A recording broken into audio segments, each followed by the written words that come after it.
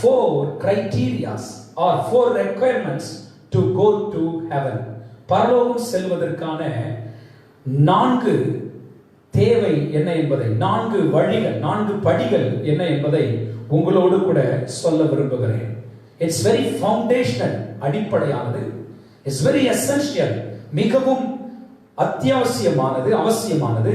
It is very urgent one, மிகவும் அவசரமான ஒன்று. Foundational, essential and very urgent, அடிப்படையானது, அவசியமானது, அவசரமான ஒன்று. இன்றைக்கு ஏன் பரலோகத்தை குறித்து பிரசங்கிக்கிறேன் என்றால், பரலோகம் மிகவும் அவசியமான ஒன்று. நாம் எல்லாரும் பூலோகத்திலே நிரந்தரமாக வாழப் போவது இல்லை.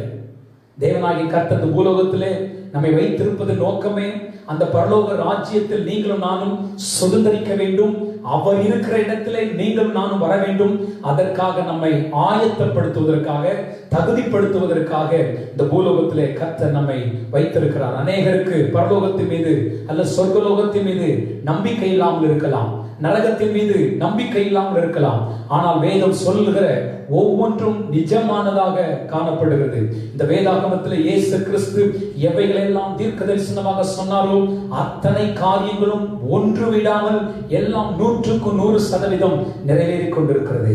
அவர்தான் சொன்னார், கடைசி நாட்களிலே கொள்ளை நோய்கள் உண்டாகும், பஞ்சங்கள் உண்டாகும், யுத்தங்கள் உண்டாகும், அநேக காரியங்களை சொன்னார். அத்தனை தீர்க்க தரிசனமும் ஒன்று கூட விடாமல் அப்படியே நிறைவேறி கொண்டிருக்கிறது. இந்த வேதாகமம் ஒரு பொய் அல்ல, இந்த வேதாகமம் ஒரு கட்டு கதை அல்ல. இந்த வேதாகமம் பூமி எப்படி உண்டாயிற்று, மனிதர்கள் எப்படி உண்டாயிற்று என்று சொல்லப்பட்டிருக்கிறது. ஒவ்வொரு இடத்தின் பேர் சொல்லப்பட்டிருக்கிறது, அங்கே வாழ்ந்த தேசத்தின் பேர் சொல்லப்பட்டிருக்கிறது, அரசாட்சி செய்த ராஜாக்கள் பேர் சொல்லப்பட்டிருக்கிறது, அரசாட்சி செய்த ஆண்டுகள் சொல்லப்பட்டிருக்கிறது. பூமியில என்னென்ன சம்பவித்தது என்பெல்லாம் ஆதாரபூர்வமாக, அறிவியல் பூர்வமாக நிரூபிக்கப்பட்ட ஒரு பரிசுத்த வேதாகமம் தான் இந்த வேதாகமம். இது இயேசு கிறிஸ்துவே சொன்னது, நமக்கு பேசி கொடுத்த ஒரு பரிசுத்த வேதாகமம். எனவே இந்த பரிசுத்த வேதாகமம் பரலோகம் ஒன்று உண்டு என்று சொல்லுகிறது, நரகம் ஒன்று உண்டு என்று சொல்லுகிறது. அற்பமாய் எண்ணிவிட வேண்டாம். மனிதர்கள் எல்லாம் தங்கள் பணம் காப்பாற்றும், தங்கள் பலன் காப்பாற்றும், தங்களுடைய ராஜ்யம் காப்பாற்றும் என்று நினைத்தார்கள். இன்றைக்கு அரசாங்கம் காப்பாற்ற முடியவில்லை, இன்றைக்கு நம்முடைய பலன் காப்பாற்ற முடியவில்லை, நம்முடைய பணம் மனிதர்களை காப்பாற்ற முடியவில்லை.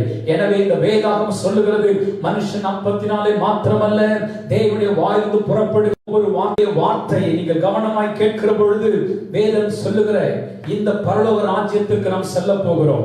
இந்த பூலோகத்திலே வாழ்கிற வாழ்க்கை மிக குறுகியதாகத்தான் இருக்க போகிறது.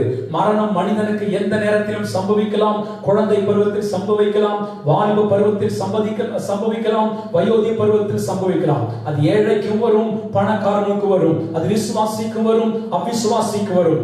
ஆனால் இந்த பூலோகத்தின் வாழ்க்கை நிரந்தரமானதல்ல. நிரந்தரமான ஒரு வாழ்க்கை இருக்கிறது, ஒரு நிஜமான ஒரு வாழ்க்கை இருக்கிறது.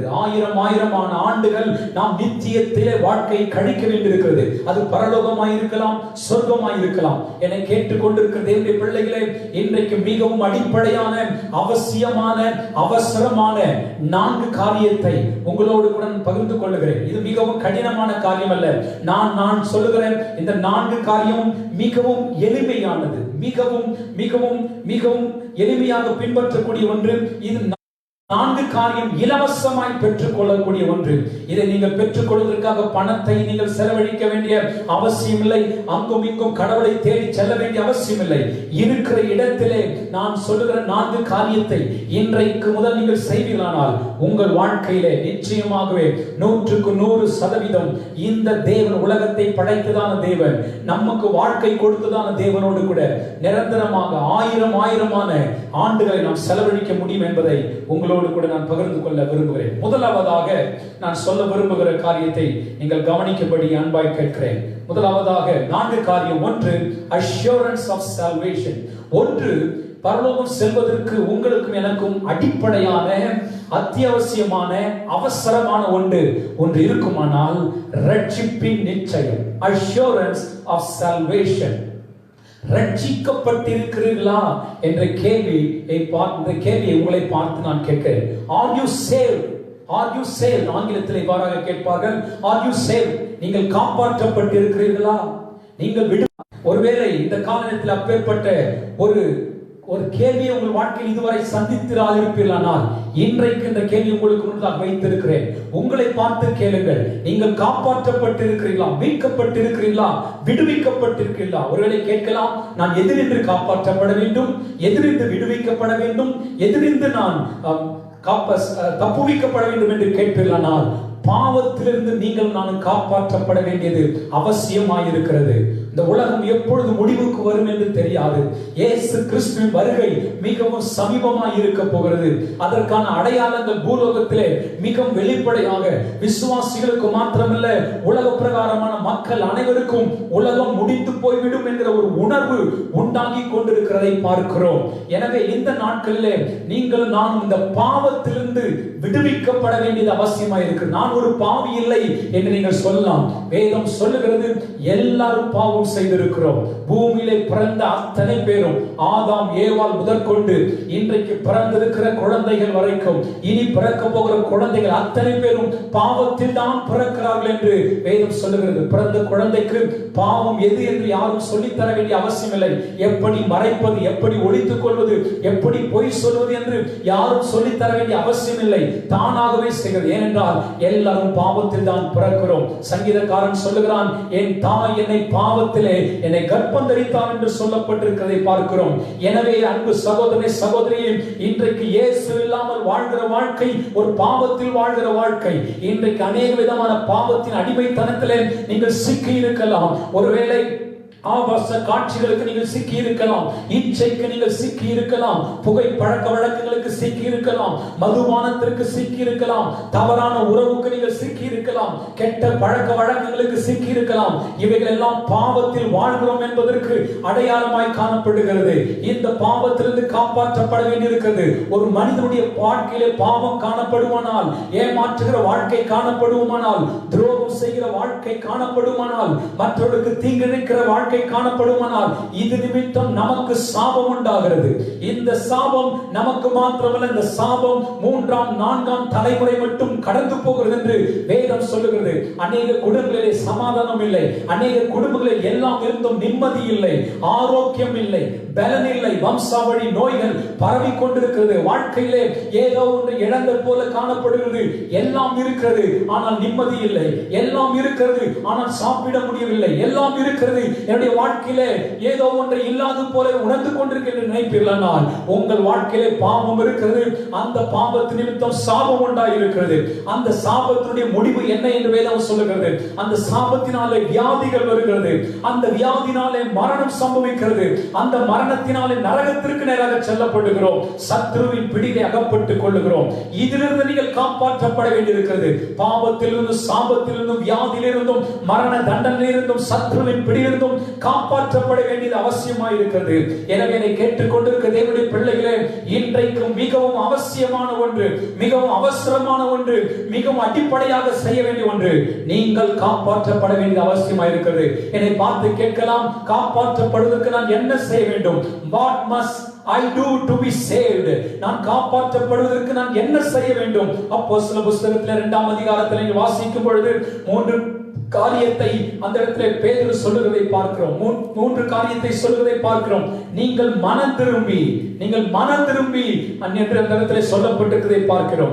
இன்றைக்கும் மீண்டும் ஒரு 3 ABC என்கிற வார்த்தை சொல்லுகிறேன். நீங்கள் மனதில் வைத்துக் கொள்ளுங்கள். காப்பாற்றப்பட வேண்டும். காப்பாற்றப்பட என்ன செய்ய வேண்டும்? 1, admit you are a sinner.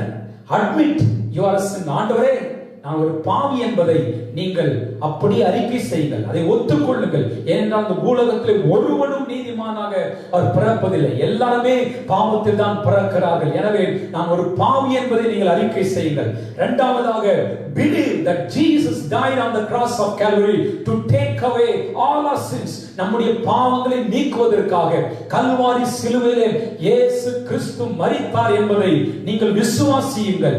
இன்றைக்கு ஒரு மனிதனுடைய பாவம் மன்னிக்கப்பட வேண்டுமானால், நீங்கள் பாவத்திலிருந்து விடுவிக்கப்பட வேண்டுமானால், சாபத்திலிருந்து விடுவிக்கப்பட வேண்டுமானால், பாவத்திற்கு ஒரு விமோசனம் செய்ய வேண்டுமானால் பாவம் இல்லாத ஒருவருடைய ரத்தம் சிந்தப்பட வேண்டியது அவசியமா இருக்கிறது. இந்த பூலோகத்தில் இருக்கிற அத்தனை மனிதர்களும் பாவிகளாகத்தான் பிறந்திருக்கிறார்கள், பாவிகளாகத்தான் வாழ்ந்திருக்கிறார்கள். எனவே ஒரு மனிதனுடைய ரத்தம் நம்முடைய பாவத்தை நீக்குவதற்கு போதுமானதாக இல்லை. இயேசு கிறிஸ்துவின் ரத்தம் சகல பாவங்களை நீக்கி நம்மை சுத்திகரிப்பதற்கு அது உண்மையுள்ளதாக இருக்கிறது, அது போதுமானதாக இருக்கிறது. ஏனென்றால் இயேசு அவர் பாவம் இல்லாதவராக பிறந்தார், பாவம் இல்லாதவராக வாழ்ந்தார், நம்முடைய பாவத்தை சுமந்து சிலுவிலே மரித்தார். அவர் என்னிடத்தில் யாதொரு குற்றத்தை நீங்கள் காண முடியும் என்று சொல்லி அவர் கேட்டார். பிலாத்து சொல்லும்போது இவரிடத்தில் யாதொரு குற்றத்தை நான் காணேன் என்று சொன்னார். பிசாசு கூட நீ தேவனுடைய பரிசுத்தர் என்று சொன்னார். அதை கொலை செய்தவர்கள் கூட நிஜமாகவே தேவனுடைய குமாரன் பரிசுத்தர் என்று அறிக்கையிட்டார்கள். இயேசு கிறிஸ்து ஒருவர் மாத்திரமே பாவம் இல்லாதவராக பிறந்தார், பாவம் இல்லாதவராக வாழ்ந்தார், பாவம் இல்லாதவராக அவர் மரித்தார், நம்முடைய பாவத்தை சுமந்து மரித்தார். எனவே அந்த இயேசு கிறிஸ்து கல்வாரி சிலுவையிலே நம்முடைய பாவத்தை மன்னிப்பதற்காக சிந்தப்பட்ட இரத்தத்தின் மூலமாக உங்களுடைய பாவங்கள் மன்னிக்கப்படும் என்று சொல்கிறேன். மூன்றாவதாக confess the Lord as your Lord and Savior.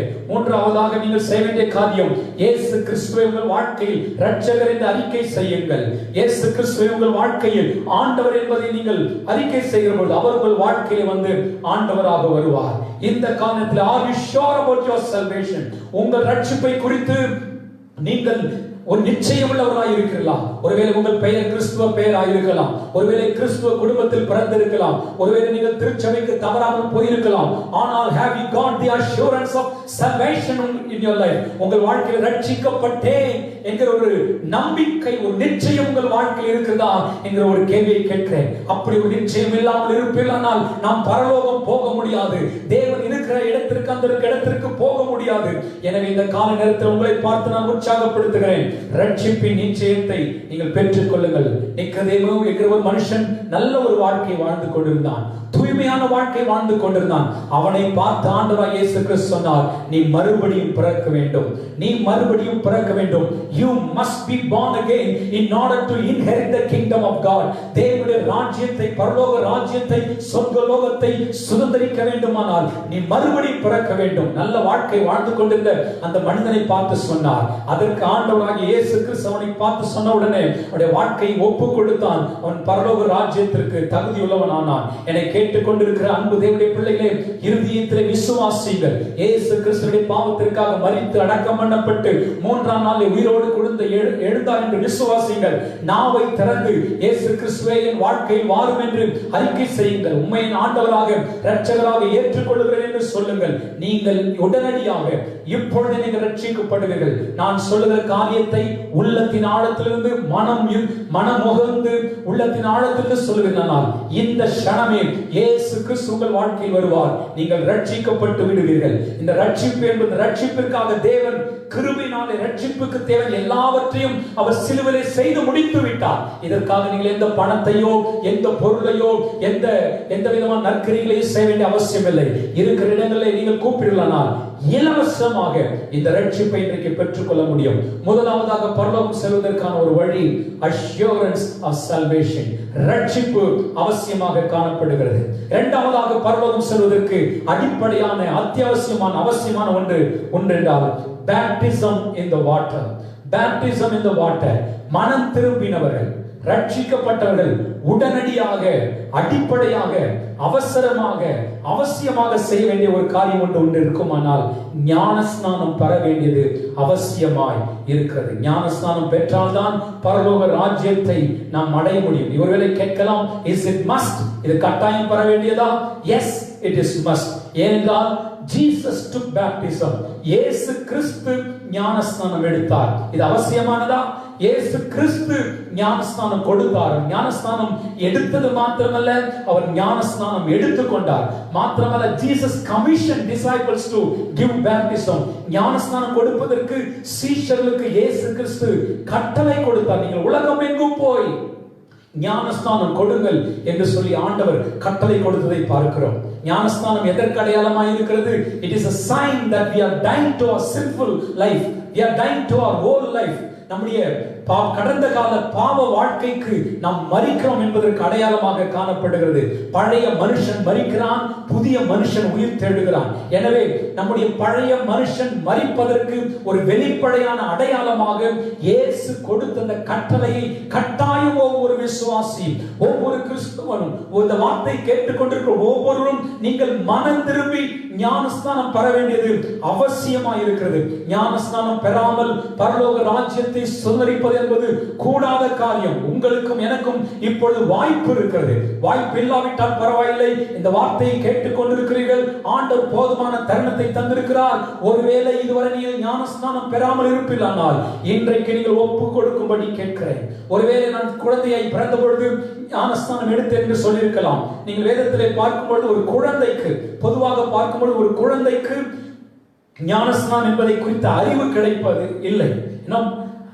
No knowledge about sin. குழந்தைக்கு பாவத்தை குறித்த அறிவு இருப்பதில்லை. மாத்திரமல்ல, no repentance to the children. சின்ன பிள்ளைகள் மனம் திரும்புதல் என்றால் என்ன என்பதை புரிந்து கொள்வதில்லை. குழந்தை அறிக்கை செய்வதில்லை. எனவே baby baptism is not at all baptism. நீங்கள் சிறு பிள்ளையாய் இருந்தபொழுது, குழந்தையாய் இருந்தபொழுது ஆலயத்திலே தூக்கி சென்று உங்களுக்கு ஒருவேளை தெளிப்பு ஞானஸ்நானம் கொடுத்திருப்பார்கள் என்றால் அது ஞானஸ்நானம் இல்லவே இல்லை. ஞான ஸ்நானம், ஸ்நானம் என்றாலே குளிப்பது. நீங்கள் கிரேக்க பதத்திலே பார்க்கும் பொழுது பேப்டைசோ என்கிற ஒரு பதம் பயன்படுத்தப்பட்டிருக்கிறது. அதற்கு to immerse, to dip, to bathe, அது மூழ்குதல், அமிழ்த்துதல், குளித்தல் என்ற பதத்திற்கு தான் இந்த பேப்டிசம் என்ற வார்த்தை பயன்படுத்தப்பட்டிருக்கிறதே ஒழிய தெளிப்பதற்கென்ற வேதாகமத்தில் ஒரு இடத்தில் கூட சத்தியம் கொடுக்கப்படவே இல்லை. வேதாகமத்தில் ஒரு குழந்தைக்கு கூட ஞானஸ்நானம் கொடுத்ததாக சொல்லப்படவே இல்லை. ஒருவருக்கு கூட தெளித்ததாக சொல்லப்படவே இல்லை.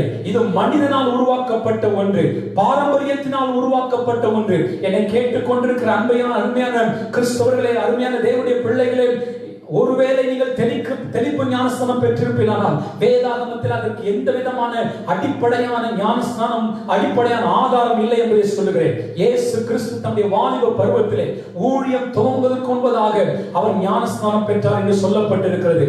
அது மாத்திரமல்ல, யோவான் ஞானஸ்நானம் கொடுத்த இடம் தண்ணீர் மிகுதியாய் இருந்தபடினாலே அந்த இடத்துல அவர் ஞானஸ்நானம் கொடுத்தார் என்று சொல்லப்பட்டிருக்கிறது. எனவே எந்த இடத்திலும் தேவாலயத்தில் வைத்து ஞானஸ்நானம் கொடுத்ததாக சொல்லப்படவில்லை. எந்த இடத்திலும் தெளித்ததாக சொல்லப்படவில்லை. தண்ணீர் மிகுதியாக இருந்தபடினால் தான் ஞானஸ்நானம் கொடுக்கப்பட்டது. பிலிப்பு போகிற இடத்திலே அன்றைக்கு அந்த ஒரு அதிபர் சொல்லுகிறார், தண்ணீர் இருக்கிறதே, தடை இல்லை என்று சொல்லும்போது தண்ணீர் இருக்கிற இடத்திலே மூழ்கிதான் ஞானஸ்நானம் கொடுக்கப்பட்டது. அது பாவத்திற்கு மரித்து நீதிக்கென்று பிழைப்பதற்கு. ஒரு தண்ணீரிலே மூழ்கும் போது மரிக்கிறான், வெளியே வரும்பொழுது ஒரு புது மனுஷனாக எழும்புகிறான். என்னை கேட்டுக்கொண்டிருக்கிற தேவ பிள்ளைகளே, இதுவரை நீங்கள் மூழ்கி ஞானஸ்நானம் பெறாமல் இருப்பீர்களானால் உங்கள் பெற்றோரின் வார்த்தை கேட்டு, ஒருவேளை பாரம்பரியத்தை கேட்டு நீங்கள் ஞானஸ்நானத்தை பெறாமல் இருப்பீர்களானால், ஒருவேளை ஆண்டவராய் இயேசு கிறிஸ்து இன்றைக்கு வருவாரானால் நீங்கள் பரலோக ராஜ்யத்தை தவறவிட வேண்டியிருக்கும். ஆண்டவருடைய வார்த்தைக்கு முழுமையாக கீழ்ப்படிய வேண்டியது அவசியமாய் இருக்கிறது. You better take baptism as early as possible. எவ்வளவு சீக்கிரமாக ஞானஸ்நானத்தை நீங்கள் பெற்றுக்கொள்ள முடியுமோ அவ்வளவு அவசியமாக உடனடியாக நீங்கள் பெற்றுக்கொள்ளும்படி உங்களை நான் அன்பாக உற்சாகப்படுத்துகிறேன். ஒருவேளை நீங்கள் கேட்கலாம், கள்ளன் ஞானஸ்நானம் பெற்றானா? உங்களை பார்த்து நான் கேட்கிறேன், நீங்கள் கள்ளனா? கள்ளனுக்கு ஞானஸ்நானம் பெறுவதற்கு வாய்ப்பு கொடுக்கப்படவில்லை. ஒருவேளை வாய்ப்பு இல்லாவிட்டால் பரவாயில்லை, இன்றைக்கு நமக்கு போதுமான வாய்ப்பு கொடுக்கப்பட்டிருக்கிறது. வேதாகமத்தை நீங்கள் வாசிக்கிறீர்கள், திருச்சபைக்கு வருகிறீர்கள், ஆனாலும் மூழ்கி ஞானஸ்தானத்தை அலட்சியப்படுத்திக் கொண்டிருப்பீர்கள். Don't delay. ஒருவேளை அது நிமித்தம் உங்கள் வாழ்க்கையில் அநேக ஆசீர்வாதங்களை இதுவரை உங்கள் வாழ்க்கையில் நீங்கள் பெறாமல் நீங்கள் இருந்து கொண்டிருக்கலாம். என்னை கேட்டுக்கொண்டிருக்கிற அன்பு தேவனுடைய பிள்ளைகளே, அதை நீங்கள் பெற்றுக் கொள்வீர்கள்.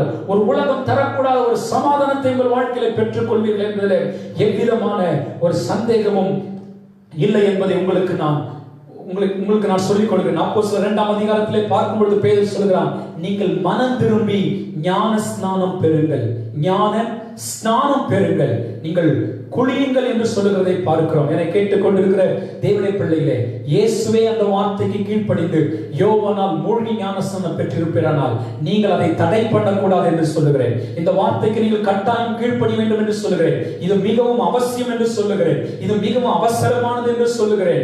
இந்த ஞானஸ்நானத்தை பெறாமல் பரலோக ராஜ்யத்தை சுதந்தரிக்க முடியாது என்று என்னுடைய பரிசுத்த வேதாகம் சொல்கிறது. இதற்கு நீங்கள் கீழ்ப்படியுங்கள் என்று சொல்கிறேன். முதலாவது நான் சொன்னேன், assurance of salvation. இரண்டாவதாக சொன்னேன் baptism in the water. Thirdly, communion with the Holy Spirit. மூன்றாவதாக நமக்கு அடிப்படையாக அவசியமாக அவசரமாக தேவையான ஒன்று, இந்த பூலோகத்தில் வாழ்கிற அத்தனை நாட்களும் நாம் பரிசுத்த ஆவியானவரோடு கூட ஒரு நெருங்கிய ஐக்கியத்தை, ஒரு தொடர்பை ஏற்படுத்தி கொள்ள வேண்டும் என்று சொல்கிறேன். இயேசு கிறிஸ்து ஞானஸ்நானம் எடுத்த உடனே அவர் பரிசுத்த ஆவியானவரால் நிரப்பப்பட்டார். பரிசுத்த ஆவியானவர் புறாவை போல அவர் மேல் இறங்கி வந்தார் என்று சொல்லப்பட்டிருக்கிறது. ஞானஸ்நானம் பெற்ற உடனே அவர் பரிசுத்த ஆவியானால் வனாந்தரத்திற்கு வழி நடத்தப்பட்டார். பரிசுத்த ஆவியானவரால் உபவாசிக்கும்படி, ஜெபம் பண்ணும்படி அவர் நடத்தப்பட்டார் என்று வேதம் சொல்லுகிறது. அடுத்த அதிகாரத்தில் லூக்காவை வாசிக்கும் பொழுது அவர் பரிசுத்த ஆவியானவரால் பலப்படுத்தப்பட்டார் என்று சொல்லப்பட்டிருக்கிறது.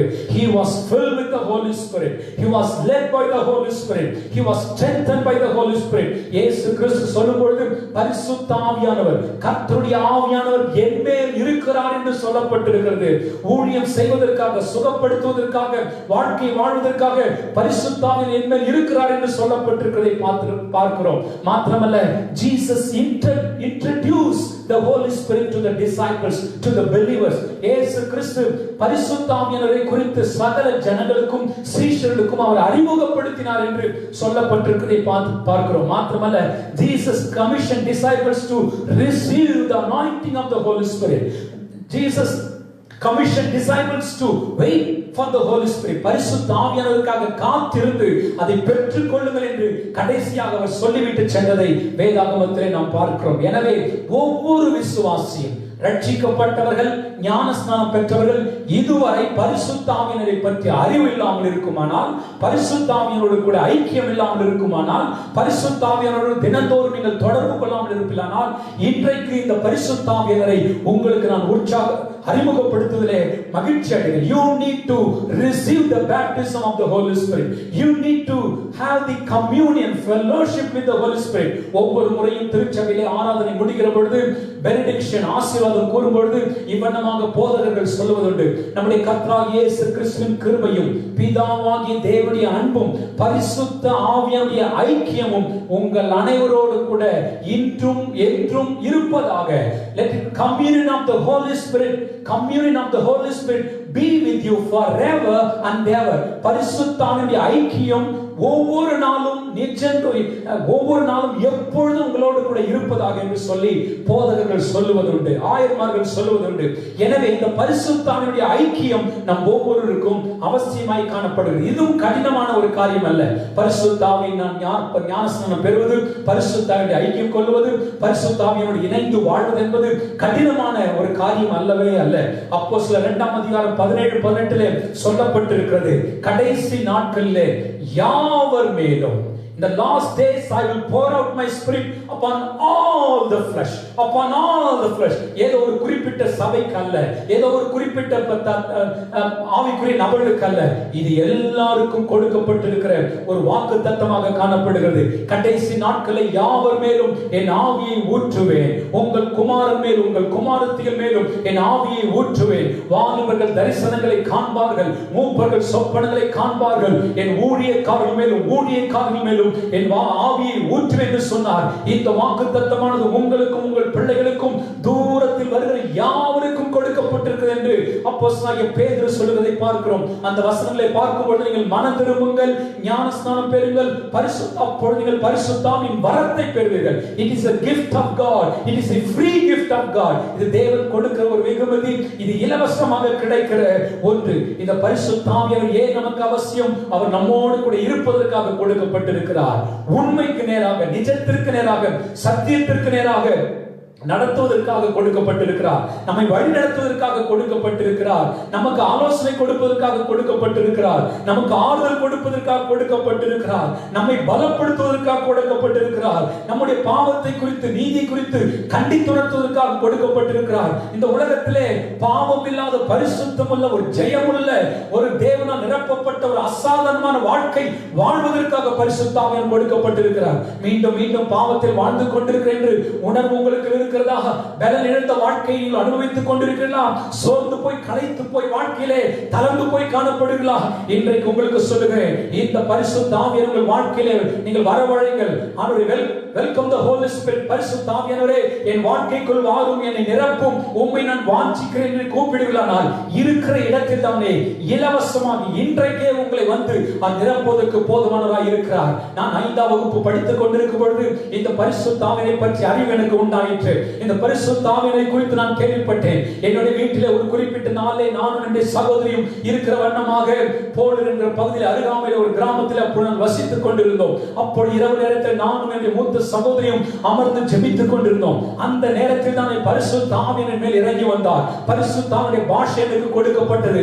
அன்று முதல் இன்று வரைக்கும் பரிசுத்த ஆவியை பலப்படுத்துகிறார், என்னை நடத்துகிறார், என்னை காப்பாற்றுகிறார், எனக்கு உதவி செய்கிறார், ஞானம் தருகிறார், என்னை பயன்படுத்துகிறார், அசாதாரணமான வாழ்க்கை வாழ்வதற்கு உதவி செய்து கொண்டிருக்கிறார். வயது ஒரு பொருட்டல்ல, நான் ஒரு பொருட்டல்ல, ஒரு இடம் ஒரு பொருட்டல்ல. ஒருவேளை அதற்காக நீங்கள் பல நாட்கள் காத்திருக்க வேண்டும் என்ற அவசியம் இல்லை. இன்றைக்கு உங்கள் இதயத்தை ஆண்டவருடைய சமூகத்தில் ஒப்புக் கொடுத்து பாவங்களை அறிக்கை செய்து பரிசுத்த ஆவியானவரே உள்ளத்தில் வாரும் என்று கூப்பிடுகிறார்.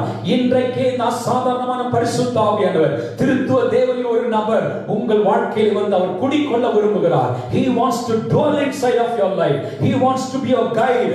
He wants to be your comforter. He wants to give you supernatural power. He wants to give you empowerment for your life success. உங்கள் வாழ்க்கைக்கு தேவையான பலத்தை, சக்தியை அவர் கொடுக்க விரும்புகிறார். எனவே அன்பு தேவனுடைய பிள்ளைகளே, இந்த பரிசுத்த ஆவியானவரை பெற்றுக் கொள்ளுங்கள். அவரோடு கூட ஒரு ஐக்கியத்தை ஏற்படுத்திக் கொள்ளுங்கள். Communion with the Holy Spirit. First of all, I said assurance of salvation is very important in these days. Secondly, I said baptism in the water is very important in order to inherit the kingdom of God. Thirdly, I said communion with the Holy Spirit. பரிசுத்த ஆவியானவரோடு கூட ஒரு மிக அருமையான நெருக்கமான ஒரு தொடர்பு தேவை என்று சொன்னேன். கடைசியாக discipleship, சீஷத்துவம் அவசியம் என்று சொல்லுகிறேன். You must become a disciple of Jesus Christ. நீங்களும் நானும் பரலோகம் செல்ல வேண்டுமானால், you being a believer, being a Christian, it doesn't guarantee you the kingdom of God. You cannot enter into the kingdom of God. ஒரு விசுவாசியை மாத்திரம் இருக்கிறபடினாலே நீங்கள் பரலோகம் செல்ல முடியாது. ஒருவேளை பெயர் கிறிஸ்தவனாய் இருக்கிறபடினாலே பரலோகம் செல்ல முடியாது. உங்கள் பெற்றோர்கள் நல்ல வாழ்க்கை வாழ்கிறபடினாலே நீங்கள் பரலோகம் செல்ல முடியாது. ஒருவேளை நீங்கள் ஞானஸ்தானம் பெற்றிருக்கிறபடினால் மாத்திரம் நீங்கள் பரலோகம் செல்ல முடியாது. Every Christian will not get into heaven.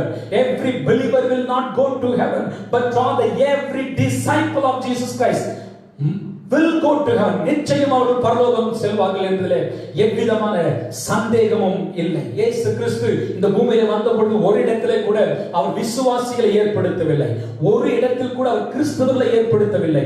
மாறாக அவர் சீஷர்களை தேர்ந்தெடுத்தார். முதலாவது 3 சீஷர்களை தேர்ந்தெடுத்தார், 12 சீஷர்களை தேர்ந்தெடுத்தார், 70 சீஷர்களை தேர்ந்தெடுத்தார், மற்ற 70 சீஷர்களை தேர்ந்தெடுத்தார். பின்பதாக அப்போஸ்தலர் நடவடிக்கைகளை பார்க்கும்போது 120 சீஷர்களாக மாறினார்கள், 3000 சீஷர்களாக மாறினார்கள், 5000 சீஷர்களாக மாறினார்கள்.